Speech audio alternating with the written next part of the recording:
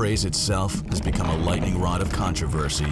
Let's listen to the consensus of the scientific community wherein they've said this is real. This is where the sea level rise is coming from. This meltdown is changing the world. There are those who are denying the fact of it all. You're going to have catastrophic weather, unlike anything we've seen to date. Famines and droughts, more instability. The fact is, climate change is real. It's happening now, and the stakes couldn't be higher. We are living right now in the critical years. This is the most important issue I think the entire world is facing. I think we have no choice but to act. I'm worried that we're running out of time. Now, as we stand squarely at the crossroads of our planet's future, a pivotal moment looms with the upcoming 2020 presidential election. In the race to save the planet. I'm Dr. Rick Knabb, meteorologist with the Weather Channel and former director of the National Hurricane Center. In partnership with the Climate Desk, a consortium of journalists reporting on climate change, my colleague Stephanie Abrams and I sat down with 8 presidential candidates from both parties to hear their solutions.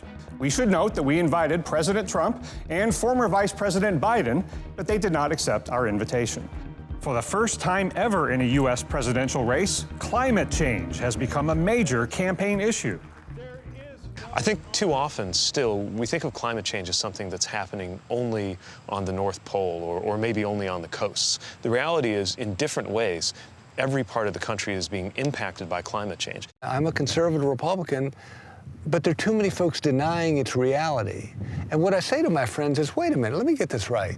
We believe in science and the way it can do amazing things with our body. And we believe in a drug that can have healing powers based on science.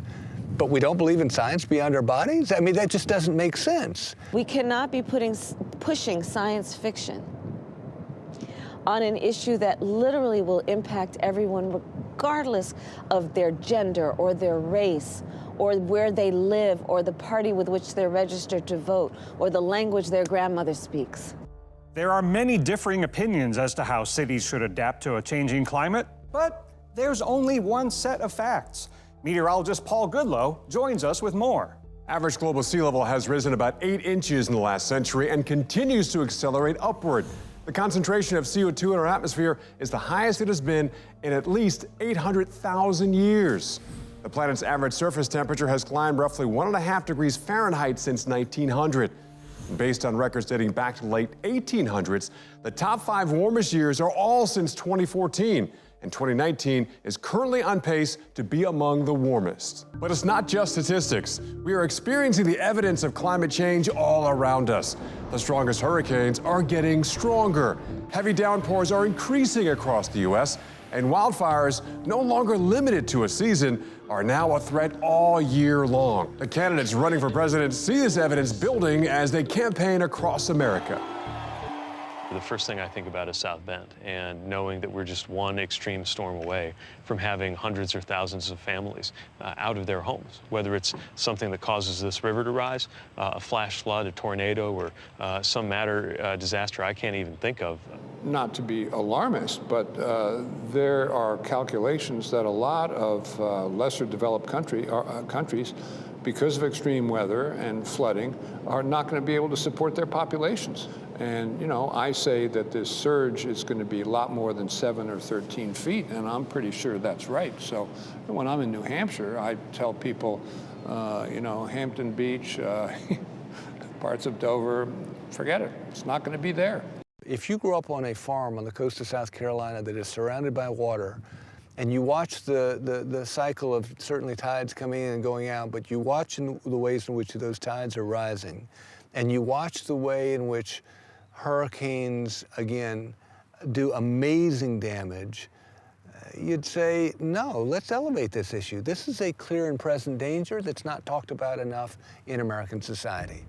And flooding is just one part of the equation. According to Yale University research, wildfires have destroyed nearly 40 million acres of U.S. land over the last 5 years, a trend scientists say that's likely to continue in a warming world. Wildfires are burning basically all year, coast to coast in this country. What has changed in the past few years? The trend appears to be more large-scale fires, longer, warmer summers, which generally will equate to longer fire seasons and probably larger fire seasons. In the last 20 years, the agency in charge of fighting large-scale fires has had to double the number of meteorologists working wildfires nationwide. The length of fire seasons that we have been seeing, they've been longer. Back in the early 2000s, you would get 6-7 months, and now we're lucky to get a couple of months of break before we send out the next on-site meteorologist now. Here's what we know for sure. The planet is warming quickly. The overall global temperature is warmer now than it has been in the past 1,000 years, and likely longer. Greenhouse gases are trapping more heat than ever.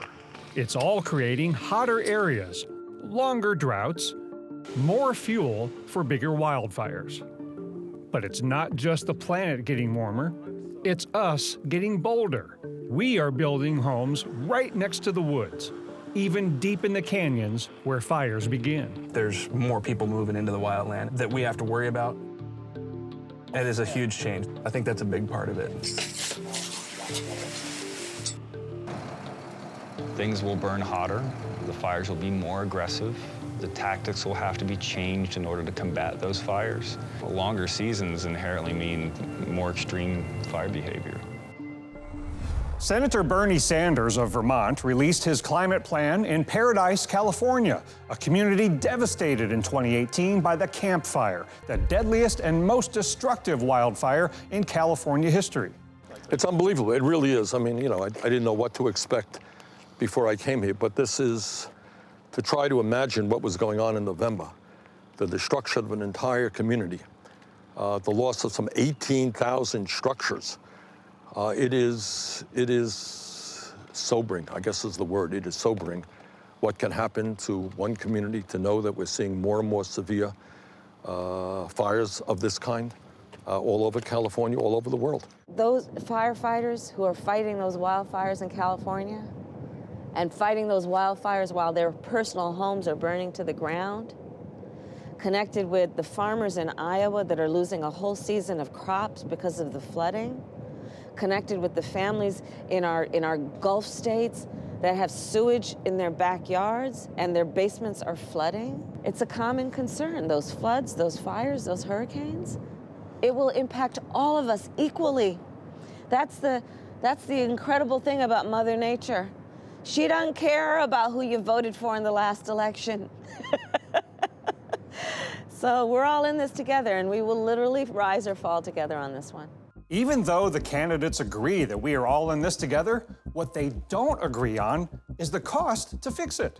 Plans from the Democratic candidates range from just under $2 trillion all the way up to $16 trillion. This money would go towards initiatives such as researching energy alternatives, repairing water infrastructure, and job training. While on the Republican side, candidates are voicing policy changes without putting specific numbers against their plans. How do you convince voters that this is not going to disproportionately affect their finances, their wallet? That's a good question, and the answer is, what's the alternative? So what the issue is, you're saying, well, we're spending a lot of money. You're right. My plan is a very expensive plan. My plan will have a major impact on the economy. We think at the end of the day, it's going to create a whole lot of good-paying jobs. But the more important point is, what is the alternative? So here's a plan I've got. And that is, first, that we increase our investment in research and development tenfold in this whole area, green area. And boy, we do it at our research universities around the country. Part two is to say to industry, you can use whatever it is we're developing. If it was developed with federal tax dollars, you can use it. But you've got to build those items that you want to sell right here in the United States of America. If American taxpayers are going to pay to develop it, then American taxpayers are going to get the jobs from it. So that's the second part. And then the third part is the federal government steps back in and says, and we're going to start marketing, and even in some cases giving away this stuff all around the world. I'm, again, an advocate of the free enterprise system. I think that you know, the existing level of subsidy is about as far as I want to go. I think that we need to rejigger the subsidies as they now exist. I mean, for instance, if you look at the math on ethanol, at the end of the day, it takes more energy to produce that product than is ultimately produced by it. I propose that we quadruple our country's investment in things like renewable energy, energy storage, and carbon storage. If we quadrupled it to north of $20 billion, then it would be more in the neighborhood of some of the biggest projects our country's taken on, like the moon landing or the Manhattan Project. And this is certainly as urgent, as pressing as any of those things that we've taken on before. Going green, a common phrase in the climate change debate, but rebuilding the energy infrastructure of a country built on oil, gas, and coal won't be easy. You've talked about, in order to address climate change and the transition from fossil fuels to renewables, to involve letting the market decide. What do you mean by that? I mean that the emitters would decide how much carbon they wanted to emit. And if the price was very high, they would emit less carbon. And if it was $5 a ton, as has been proposed by the Trump administration, they might decide they wanted to emit lots of carbon, and it would fluctuate until it eventually stabilized the equilibrium between supply and demand. What is the solution for voters who have jobs and interests in the fossil fuel industry? Well, for the workers in that industry, we have to, we have to encourage that those industries do better in terms of giving the workers an ability to transition into the jobs of the future, such as renewable energy. And there are, you know, if the Bureau of Labor Statistics last came out with a list of the top 20 jobs in the United States that will see the greatest amount of growth. In large part, the jobs are on that list because these jobs need to be filled and we don't have the skilled labor to fill them. Number one and number two, installation and maintenance of wind turbines and solar paneling. So my plan and what I intend to do for those workers is part of my plan of action is that all workers who need to transition are going to get an $8,000 tax credit to be able to do the training that is necessary to take on the jobs that need to be filled. I'm also prepared to take away the subsidies and the tax subsidies that are going to these big oil companies. So the goals have to be, for me, it has to be having net zero electrification, carbon footprint for electrification by 2030. We can do that. That's something that we should be striving for, and to be a net carbon neutral nation by 2045. We want to roll back all the subsidies that our taxpayer dollars are giving that are helping oil companies. Many of them are paying net zero in taxes because we're pushing so many subsidies towards them to incentivize the wrong kind of energy production for our climate. So I think that there is a full buffet of different renewables that we need to take advantage of and grow in terms of our energy platform. But I also think we need to be realists. And this is where I say to my Democratic friends, at the end of the day, right now where we are, renewables at the end of the day will not handle our baseload capacity. And so I think we have to take an earnest look at nuclear. It has its imperfections, it has its problems, but in terms of carbon emissions, it's a healthy alternative, particularly given the base need requirements of our society and in its industrialized form. We're going to produce about 1.2 million new green manufacturing jobs right here in America. Good union jobs, good use of the spaces where the old factories were that are now hollowed out. This is the America of the future, and look what we've just aligned. We've aligned good jobs with protecting our earth and cleaning it up, and doing it in a way that doesn't just take a narrow focus, but that looks at it all around the globe. And it's near the top of the globe where one major climate threat to the U.S. begins, where billions of tons of ice is melting and melting quickly. Weather Channel correspondent Dave Malkoff explains why disappearing ice is putting the entire U.S. coastline in danger. In the past 15 years, Greenland has lost 4 trillion tons of ice, raising global sea levels by about 1/2 inch. Every year, Greenland loses more ice than it gains in snow. Every time a glacier crumbles in Greenland, it turns into icebergs. Those icebergs melt and the water has to go somewhere. It's simple math. This plus this amplifies this kind of massive flooding on the coasts of our country. So this is the real risk, seeing the land ice melt. The latest 2019 report from the UN's Intergovernmental Panel on Climate Change warns global sea levels could climb by more than 3 feet by 2100. Well, science says without a doubt greenhouse gases have been building up since the industrial age started burning fossil fuels. Most of the warming that's going on happens out at sea. Here's a look at the ocean heat increasing just since 1995, warming the surface and down deep.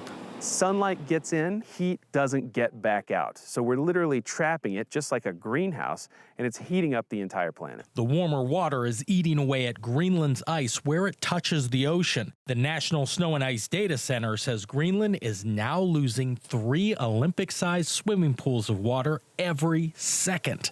The rest of the world gets a lot of water and goes up.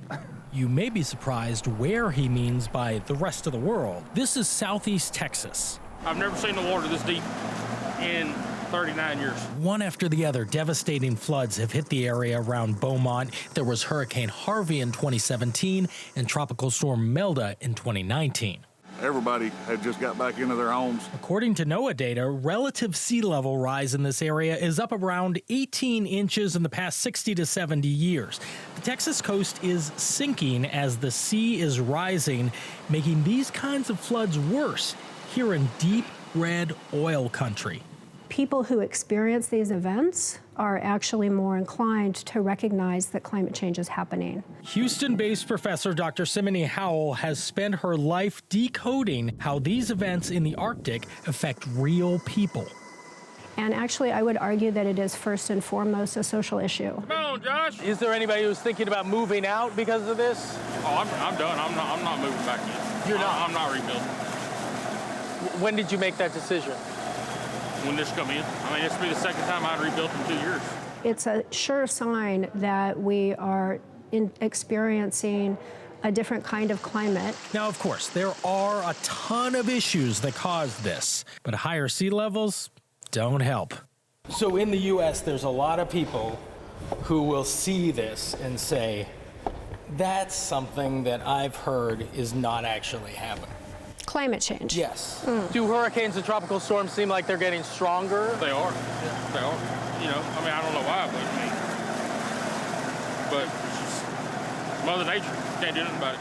If we can recognize that science is not opinion, and we can continue to have our opinions, but we need to recognize the science, then we can move forward and make all the changes that we need to. It really is a question of political will. We went out to a glacier in southern Iceland that's melted 6 miles back from the ocean, but is still pouring new, fresh water into the sea. This is all going to be gone? This is all going to be gone. How fast? I mean, this tongue is going to be gone in our lifetime, in about 50 years. And where we're standing right now, we'll probably be standing in the lake in about 10 years or so. Look, I get it. It's nearly impossible to decouple climate change from politics. So forget about the politics for a second. Forget about the word climate change. Think of this as just a water distribution problem. We have the world's largest freezer full of ice that's just spilling right out into the ocean right here. This is where the sea level rise is coming from.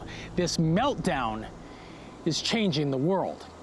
Are you in favor of significant federal investment to build against sea level rise for our coastal communities? So let me put it in a little broader context, and that is, as a country, we're going to have to make investments in hardening our infrastructure against climate change. Now, at any given location, that may mean protecting against sea level rise. It may mean moving. It means a lot of different things. Yes, we have got to change our infrastructure, to harden our infrastructure, to make our infrastructure more resilient to the climate change that is coming, to the rise in sea levels that are coming, to the flooding that's coming, to the wildfires that are coming. We got to do this all around our country, but we got to figure out the smart ways to do it as we go along. I'll just give you my bottom line. I believe in science, and we really got to make sure when we're putting our dollars down, we're putting them down in the right way. To me, this is part of the larger story of our need to invest in infrastructure across this country. And yes, building resilient infrastructure and ways to combat the swamping of some of our neighborhoods is going to be an important part of that. Now, for the long run, we've also got to be smart about planning for the future and making sure that we bear in mind the way that these waterways may change for future building. We also have a duty to protect this country and to protect people who have so much riding on our ability to support life in coastal areas. Are you in favor of significant federal investment to build against sea level rise? Absolutely. And again, it's, look, you want to know, I know as a Californian, when we deal with the wildfires, I know as a United States Senator, when I go down to Puerto Rico or Florida or Texas and look at the devastation from hurricanes, or here in Iowa, the devastation from flooding, that you're going to either deal with it on the front end or the back end. How do you think FEMA does what it does? It's about federal resources going into the cleanup. But hey, it's actually smarter for us to do everything we can to invest in the prevention of the devastation that is occurring in so many of our states. And so that's how I look at it. So let's look at the price of doing nothing. Meteorologist Jen Carfagno shows us what could happen along our coastlines. Take a look around. It's the year 2100, and a warming planet has forever changed American cities. Here in Charleston, streets are permanently flooded, rendering parts of the city uninhabitable. Climate predictions from decades ago have come to fruition, and unfortunately, humans ignored the warnings. Warnings that are visible now. Look at Norfolk, Virginia, where today in 2019, climate change is already having real consequences. Just a steady onshore breeze and a high tide can lead to flooded roads and homes. It's even led to extensive delays in Navy ship repairs. Recently, we've talked to a lot of mayors of some coastal cities and metropolitan areas, and they've expressed a significant concern about sea level rise and how it could affect their cities. Oh, they're going to be blown away. They're going to be blown away. I mean, right now, people in Boston are planning to deal with a 7-foot surge. Some buildings, I think, are planning for as much as 13, 14 feet. But it's going to blow away those numbers. If the Arctic polar ice cap melts, you're going to see surges at least much greater than that. And our coastlines are going to be completely rearranged. The property that's now coastal property will not be coastal. It'll be underwater. Are you ready to spend a lot of federal investment on building against sea level rise? With the alternative being that some of these cities go underwater? Yeah, I think that's what you got to do. But you see, this is the point. People say, Bernie, your proposal is expensive. Well, dealing with today, just today, the crisis of climate change is expensive. What are they going to be telling me 30 years from now if we do nothing? You know, you have sea level rising, and you see a lot more fair weather flooding with these king tides, anywhere from Jersey to Charleston. We've seen them. We just saw them in South Florida, also in Miami. But it costs tens of billions of dollars to change this infrastructure and help all of these cities, you know, which states obviously can't afford. Do you think there should be federal funding for these states? Absolutely. Look, the only way in the short term, Stephanie, and long term is a partnership between the federal government and business and innovation in this country. The federal government's going to have to devote resources because, as you mentioned, in the next 5 to 10 to 15 to 20 years, there are going to be immediate needs.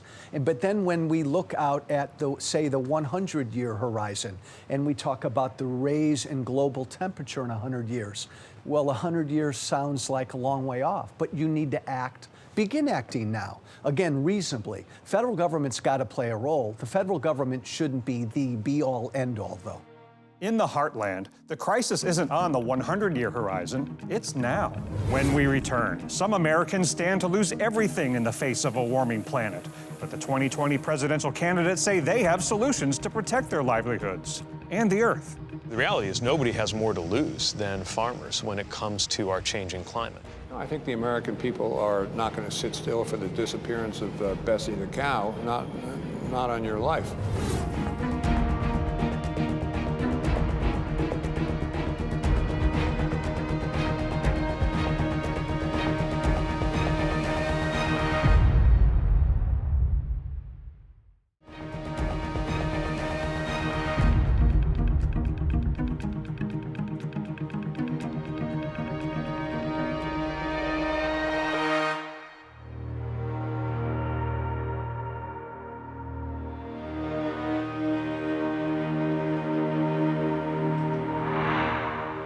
Our changing climate, a clear and present danger threatening Americans from coast to coast, and an issue that needs more attention in the upcoming 2020 presidential election. Voters are seeking solutions. It's already hitting America's heartland hard, more specifically, the farming community. This year was extraordinarily wet. Wet like we've never seen in Nebraska before, but just 2012, we had a dry year that was dry like we've never seen before. I see a whole series of events that we're just not accustomed to, and I think all of these, probably should raise some pretty clear red flags. Are we on a wetter time period? Yes. But I also know that just a short 7 years ago, we had record drought, and it was, never going to change. And I think we get carried away saying never, or saying that this is exceptional. I have no idea how somebody could look at all of the science and deny that there's weather changes happening. When we as farmers rely on science and research as deeply as we do, it's hard for me to believe that they would deny this research. 2019 is a year like no other. We had $1 billion worth of damages to agriculture. We set new all-time flood high-level stages, not by inches, but by feet. So in Indiana, home to a very large farming industry. Also, the state is heavily reliant on coal currently. How do you navigate a climate change policy that addresses both of those economic realities? Well, I think what we've got to do is we've got to invite everybody to be part of the solution. The reality is nobody has more to lose than farmers when it comes to our changing climate. For example, this year, 2019, a lot of planting was prevented or deferred because the fields around here were so waterlogged. I envision asking rural America to be part of the solution. And that means not only urging, but paying farmers to implement more sustainable techniques. Now, the way I see it, if America can pay farmers to, for example, not sell their goods to China, then I'm pretty sure we can pay farmers to be on the pioneering front edge of these techniques. I think the federal government is going to have to offer support for farmers in meeting their obligations. And they would have obligations because, grass-chewing cows really do contribute to the amount of carbon in the atmosphere. It wouldn't be anything like an oil or a gas company or a mining company, but they will have obligations. And I think the American people are not going to sit still for the disappearance of Bessie the cow, not on your life. The American people also won't stand for new policies that result in massive job losses without a plan to replace them. I'm not here to suggest that my plan is going to solve every problem, but my plan understands the severity of the crisis and acts boldly. And in the process, when we make a fundamental transition away from fossil fuel to energy efficiency and sustainable energy, we create 20 million new jobs. There will be some job loss, but we create 20 million new jobs. Well, one of the big mistakes I've seen in the past from my party is not telling the incredible patriots who work in coal mines, providing the fuel. Literally, my ancestors were coal miners, digging out of the earth what we needed to fuel industrial greatness. To say to them now, okay, we're done with you, go work in a minimum wage job in a fast food restaurant, that is unacceptable to me.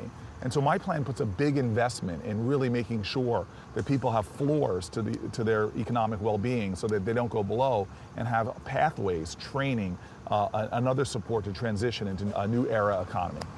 Unfortunately, we've got people who do want us to do away with fossil fuels tomorrow, and we've got people, again, on my side, who never want to look at clean energy. There's got to be a way to transition, and all of these Americans who lose their employment over the years, again, have to be retrained, just like we need to retrain workers when it comes to automation in general. You're not going to be able to meet the demands of massive dependence on coal. I'm so sorry to say this, but the coal industry has already died, and people just don't know that yet. But it's not coming back, despite what President Trump is saying. And I know that's bad news for people in West Virginia, Ohio, parts of Pennsylvania, but it's just not happening. If fossil fuels are catalysts of climate change, reducing our dependence on them is a key point in many of the candidates' plans, as is incentivizing corporations to limit carbon dioxide emissions. There are some states that still generate their electricity primarily via coal. And how do we get them to switch to a cleaner energy so that if I operate my electric vehicle, I'm not increasing emissions? Well, look, again, as a nation, in my view, and what our plan is about, is moving us away from fossil fuel. That's coal, oil, gas. We call for the end of fracking. And what we do that among other ways by simply eliminating all of the subsidies and tax breaks that the fossil fuel industry gets, which amounts to hundreds of billions of dollars. There are just 3 industries in America that produce together about 70% of all our carbon emissions. You push those 3 industries, and all of a sudden the world looks different. So by 2028, what I plan is that all new housing, new buildings will have 0 carbon footprint. No more carbon emissions from our buildings. By 2030, all new cars and light duty trucks, 0 carbon footprint. And by 2035, the production of electricity, 0 carbon footprint. Think about that. Pow, that's 70% of our carbon emissions. Carbon dioxide is a key ingredient accelerating the changes in the world around us. But Senator Cory Booker tells the Weather Channel's Stephanie Abrams, carbon emissions do not affect all Americans equally. You know, when you see these news reports that you all do, the hottest month on record last July, that has an immediate impact on disadvantaged communities. So in my community in inner city Newark, when the temperature goes up, you have respiratory problems. You have folks that don't have the same kind of protections. Heat stroke is more common. Asthma becomes more common. So we already know that in the United States of America, you're seeing hundreds and hundreds of millions of dollars worth of just health challenges to people as a result of climate change. So for me, this isn't a distant issue. This is an everyday urgency because it's aligned in many ways with issues of environmental justice. I look at the often ignored communities that include on this issue are indigenous people, the tribes who for centuries, long before anyone else arrived here, the native people, had customs and strategies and rituals that were about preserving these natural resources. And they must be at the table. So my approach to this is that I'm not going to just say, oh, I'll study the impact on these various communities. I'm aware of them and I care about them. I'll study the impact on them. No, I'm going to have them at the table when we're creating the plan. Because frankly, these communities don't want us to just tell them what we've done to them. They want to participate in telling us what they want and what they need. These are our friends, neighbors, family, who are in communities that decade after decade after decade have been injured from having the dirtiest plants put near them, the dumps put near them, fires allowed to burn near them, so that it's had health impacts on the dirt that's left behind, impacts that are still felt in the air.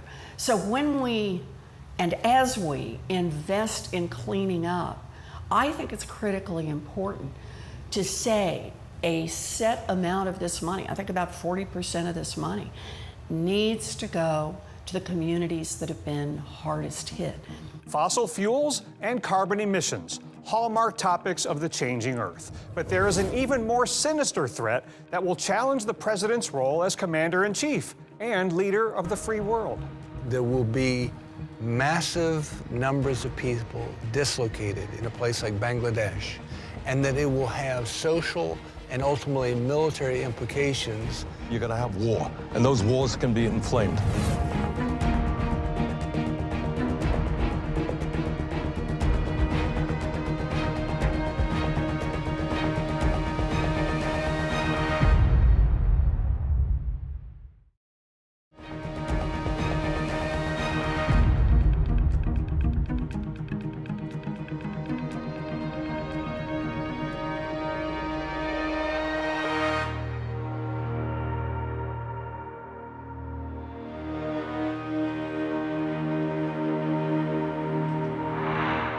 The United States Defense Department calls it our greatest threat to national security, a changing climate putting our military at risk at home and abroad.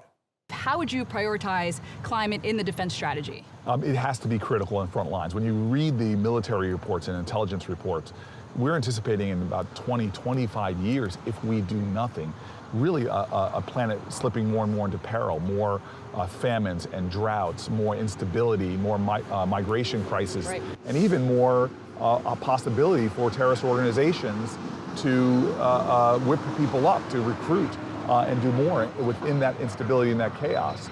The fact that they say there will be massive numbers of people dislocated in a place like Bangladesh, and that it will have social and ultimately military implications is the kind of forethought I think that we want to give to this problem.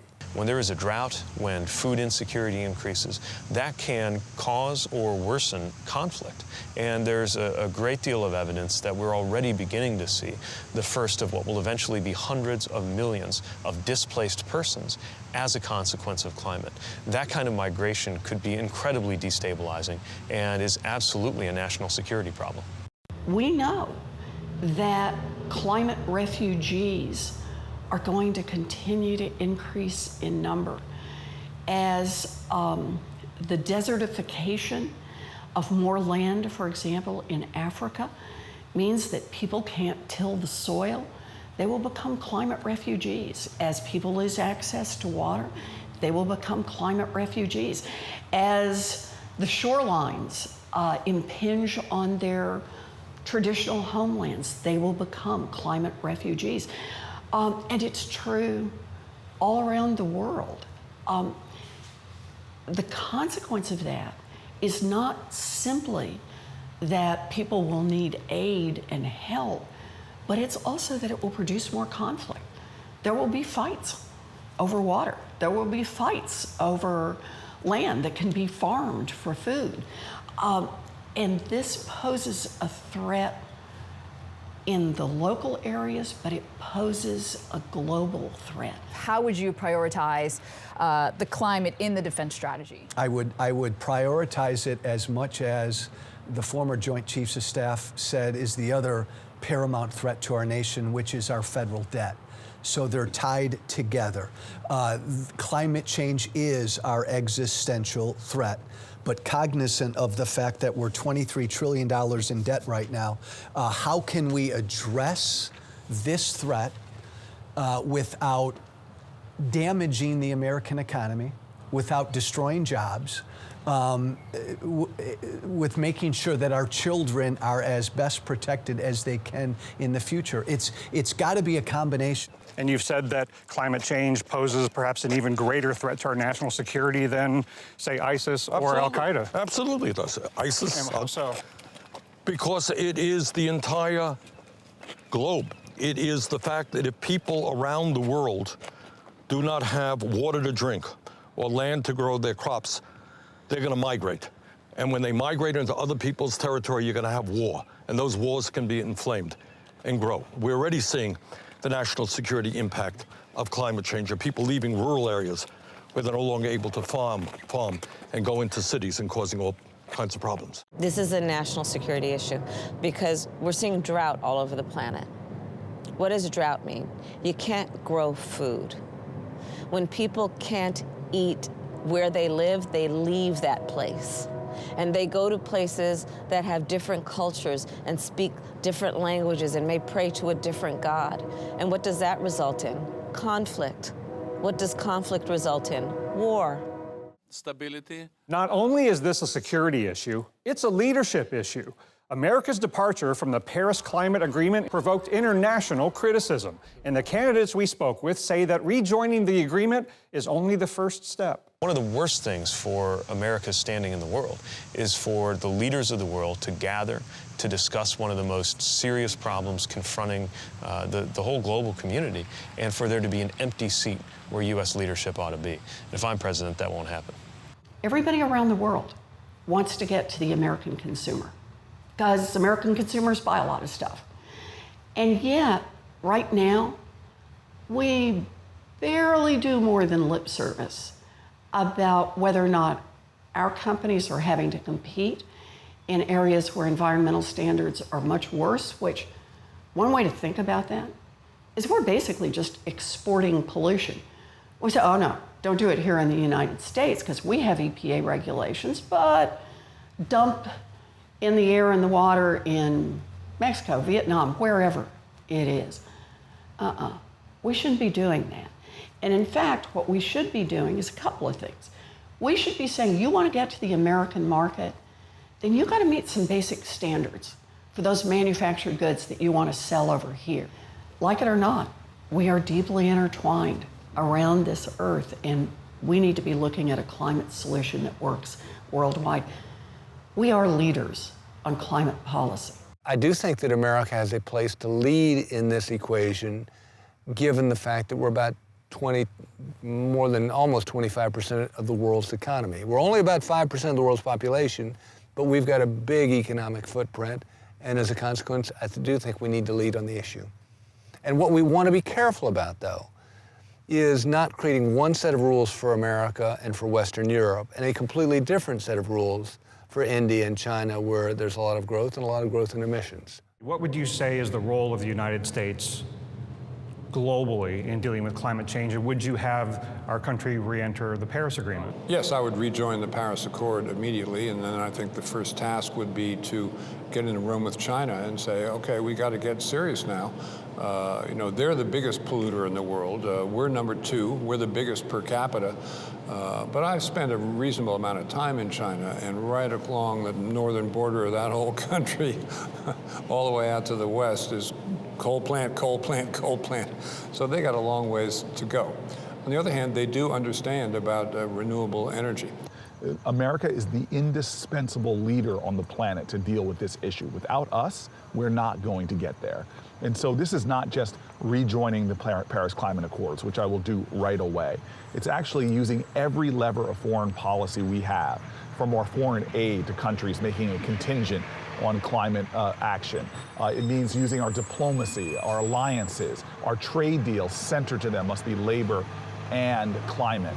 And so I'm going to be one of those presidents that understands that we have not a minute to waste. I'm going to use every lever internationally to lead, but we've got to lead by example. And the planet needs us. That's why my plan calls for hundreds of millions of dollars of investments in research and development. The seriousness of this issue means hard choices over the next several years that will impact generations to come. We ask the candidates, when it comes to climate change, what keeps them up at night? You always feel like you're just one bad day away from a lot of people coming to harm. I have never heard young people talk about an issue that frightens them and concerns them as much as this. You have every right to be angry, but turn that anger into action. Hold your government accountable.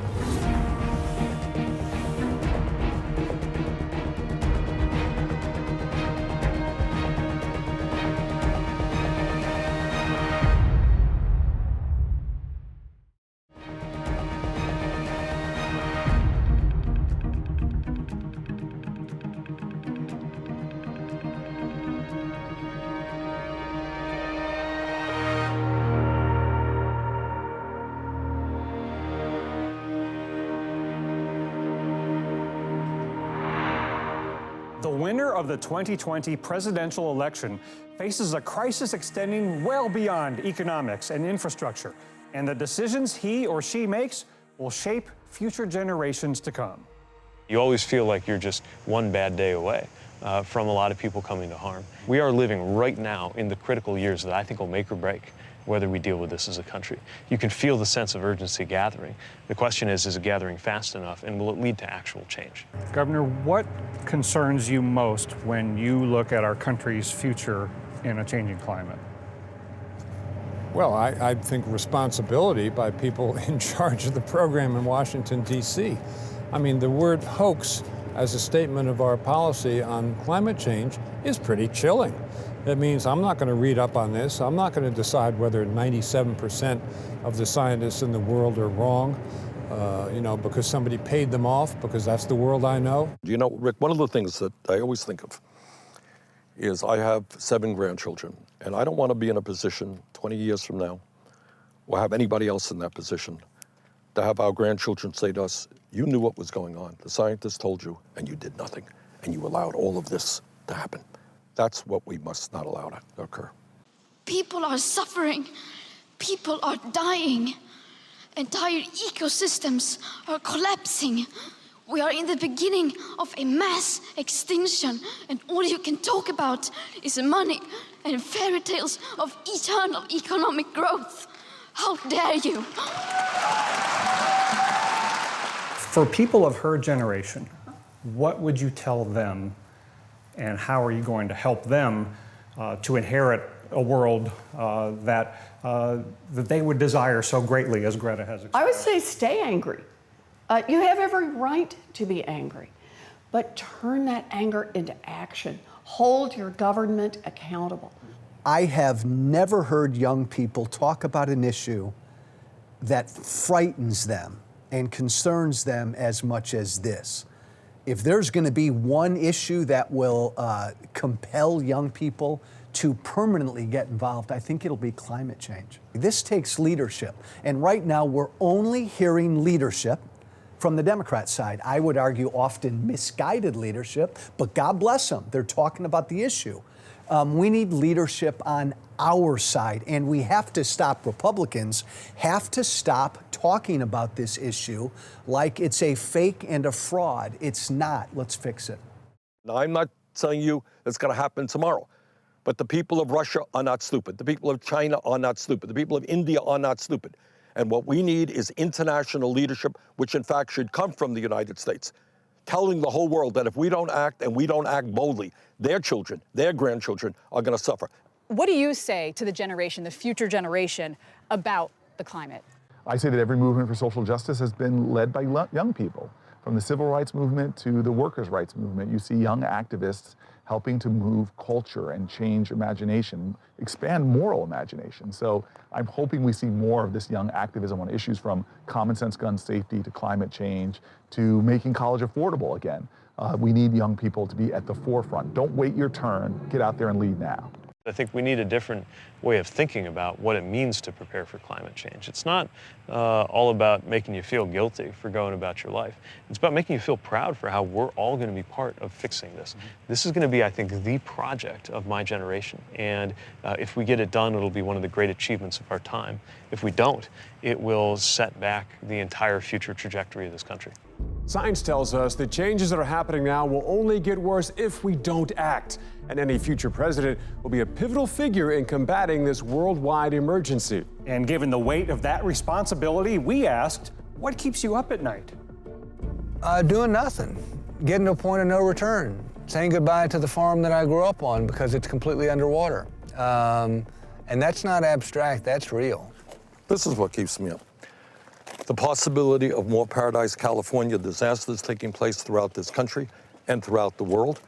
The fact that people are going to be struggling for water, struggling for land that they can grow their crops on, what that means from a national security perspective, that's what keeps me up at night. I'm worried about the coasts. I'm worried about the coastlines in this country. I'm worried about the levels of the ocean rising and how that is going to impact our coasts.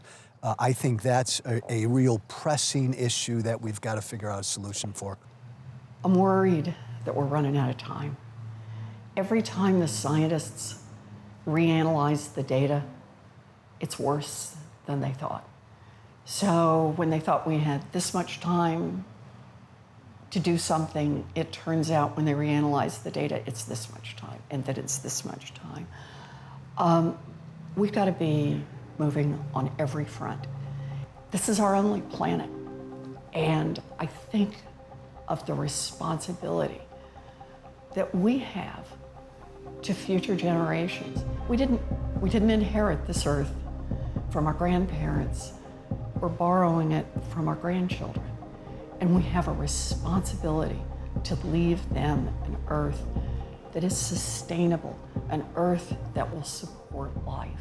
There's so much about how I think about this that is really through the eyes of my baby nieces, who are 1.5 and 3 years old.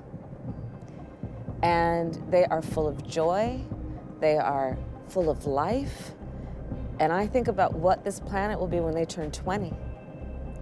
You know, the UN has told us over the next 12 years, if we do nothing, it will be irreversible in terms of the harm. So we cannot afford the cost of doing nothing. Because without action, the world could look like this. When today's youngest voters become our country's oldest voters. And the time to debate solutions is up.